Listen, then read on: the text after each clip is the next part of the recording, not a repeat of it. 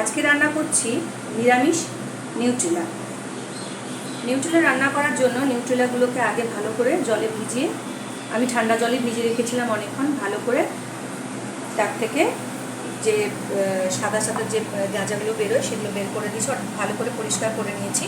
আর এদিকে হচ্ছে প্রেশার কুকারে আমি আলু সেদ্ধ করে নিয়েছি, আর আদা বাটা করেছি, আর করেছি এখানে টমেটো কুচি নিয়েছি এবং কাঁচা লঙ্কা।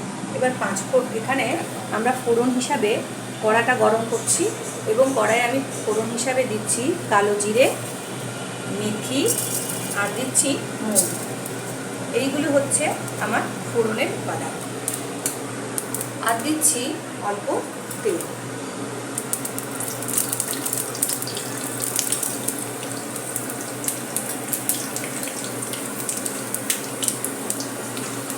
গরম হওয়ার সাথে সাথেই নিউট্রেলাগুলো দিয়ে দিলাম।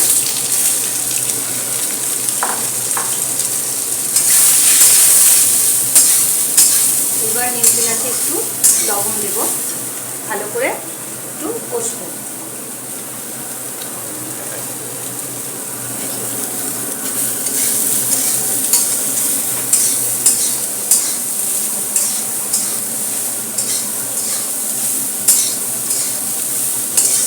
তোমরা জানো যে নিউট্রেলা রান্না করলে একটু তেল যায়, তাই তেল একটু অল্প অল্প করে দিতে হবে। একেবারে যদি তেল দাও তাহলে নিউট্রেলা কিন্তু পুরো তেল টেনে নিতে থাকবে, তাই অল্প অল্প করে ঢাকিয়ে দিয়ে এটাকে কষতে হবে। কষে যখন দেখবে যে লাল রং চলে এসছে, তখন কী করবে না, এটাকে আস্তে আস্তে লাল হয়ে যাওয়ার সাথে সাথে এক সাইডে টমেটোটাকে সেদ্ধ হতে দেবে, অর্থাৎ একটু নরম হতে হবে। তাহলে এখানে নিউট্রেলাটা গরম হতে থাকুক, আর তার সাথে আমি টমেটোটা এবার দিয়ে দিচ্ছি।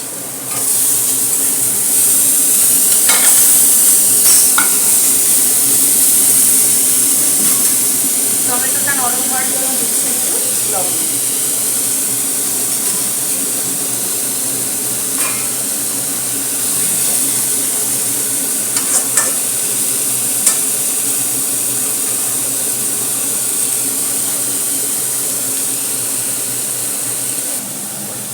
রান্নার শুরুতেই আমি একটা পেস্ট করে রেখেছিলাম, সেটা হচ্ছে ধনে জিরে গুঁড়ো আর হচ্ছে একটু হলুদ গুঁড়ো আর লঙ্কা গুঁড়ো দিয়ে এই পেস্টটাকে রেডি করেছিলাম। ওখানে আমরা ফোড়নে গোটা জিরে দিইনি, কারণ গোটা জিরে যেহেতু আমি এখানে পেস্টে ব্যবহার করছি, তাই এখানে গোটা জিরেটা আমরা 5 ফোড়নে ব্যবহার করি। এইবার একসাথে টমেটোর সাথে আমি মিশিয়ে দিচ্ছি। এইবার কী করবো না, একটু ঢাকা দেবো, দিলে টমেটোটা সুন্দরভাবে নরম হয়ে গিয়ে ওই নিউট্রেলাগুলোকে বেশ শক্ত শক্ত, মানে একটু হালকা শক্ত মতো করে দেবো, কারণ যখন জল খাবে নরম অনেকটাই নরম হয়ে যাবে।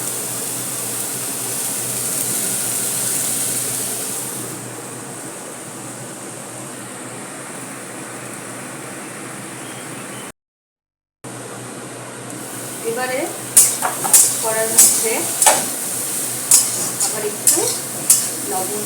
আবার একটু আমরা তেল দেবো, লবণ নয়, এবার একটু তেল দেবো, দিয়ে আবার একটু ভালো করে কষে দেবো।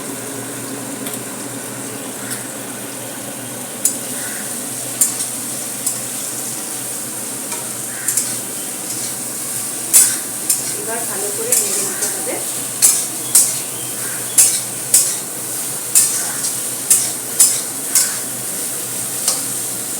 এবার সেদ্ধ আলুগুলো ওর মধ্যে দিলাম।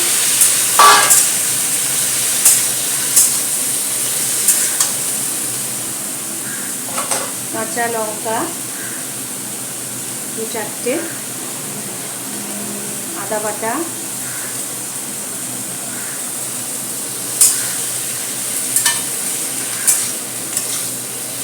দিয়ে এবারে পুরোটাই আমরা হালকা লবণ দেবো, দিয়ে আর একটু কষবো।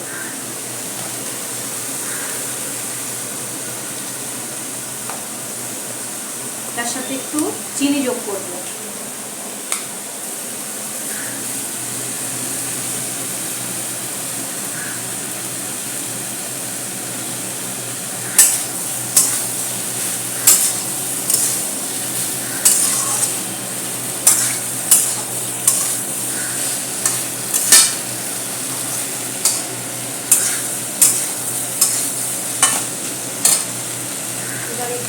দেব।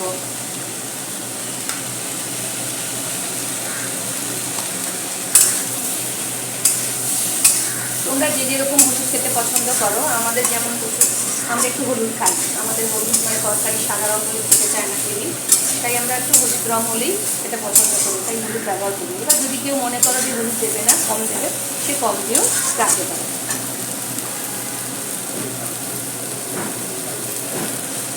এবারে আমরা যে হলুদ বেশি খাই এর কারণও আছে। হলুদ খেলে তোমরা জানো যে হলুদের মধ্যে একটা ন্যাচারাল অ্যান্টিবায়োটিক গুণ আছে, যার জন্য হলুদের তরকারি যদি তোমরা খাও সাধারণত পেটের কিন্তু কোনো অসুখ হওয়ার সম্ভাবনা থাকে না।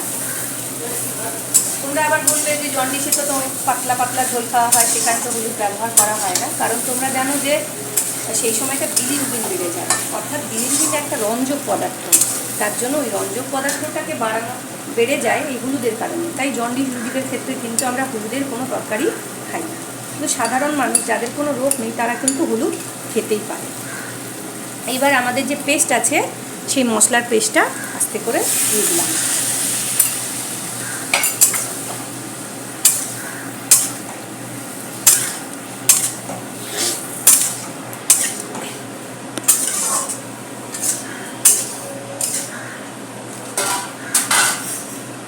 এবার একটু ঢাকা দিয়ে দিচ্ছি।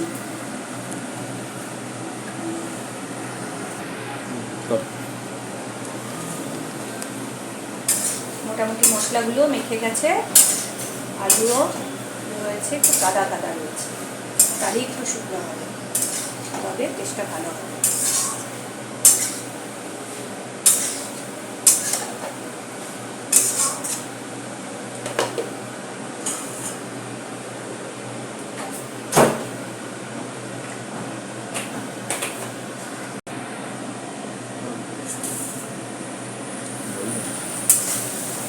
সব মশলা মেখে গেছে, এবার আমরা জল অ্যাড করব। প্রেশার কুকারে সেদ্ধ করা যে জলটা ছিল, আলু সেদ্ধ জল, সেই জলটি আমি দিচ্ছি।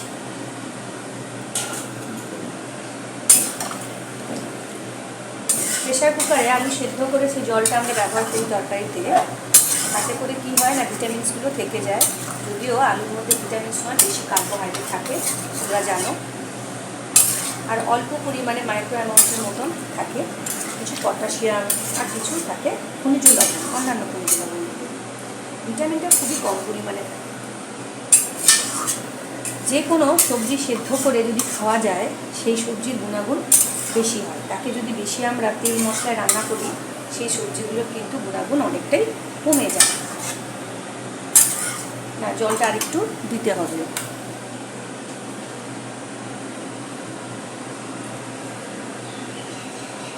এবার আমি এটাকে ফুটতে দিলাম একটু, কারণ আমরা একদম গায়ে গায়ে তরকারিটা খাবো না, একটু জলো জলো খাবো, তার জন্য একে ফুটতে দেবো।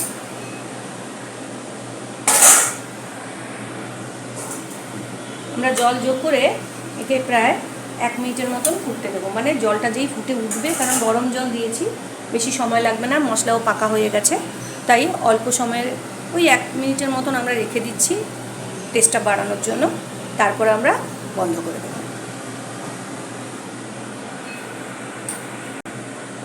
এবার তরকারিটা একটু গাঢ় করে দেওয়ার জন্য আমরা কয়েকটা আলুকে একটু ভেঙে দেব।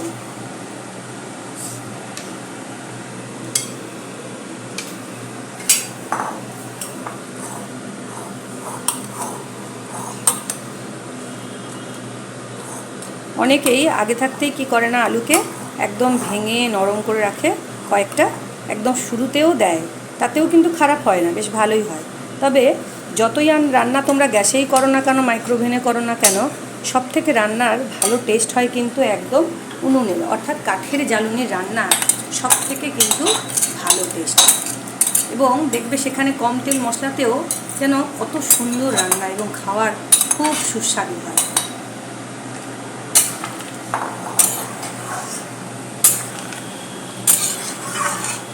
রান্নার নিয়মই হচ্ছে ঢেকে ঢেকে রান্না করা, অর্থাৎ ঢাকা দিয়ে রান্না যত করবে তার স্বাদ তত বেশি হবে। আর যতই খুন্তি মেরে বা খুন্তি দিয়ে বারবার করে আমরা রান্না করব, ততবার করে কী করা হবে না, ওই রান্নার কিন্তু ভিটামিনস, মিনারেলস, সব খনিজ লবণগুলো কিন্তু কমে যেতে থাকবে।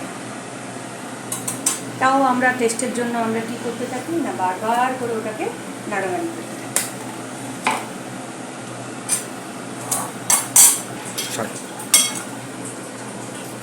রান্না হয়ে গেছে, দেখো কেমন হয়েছে।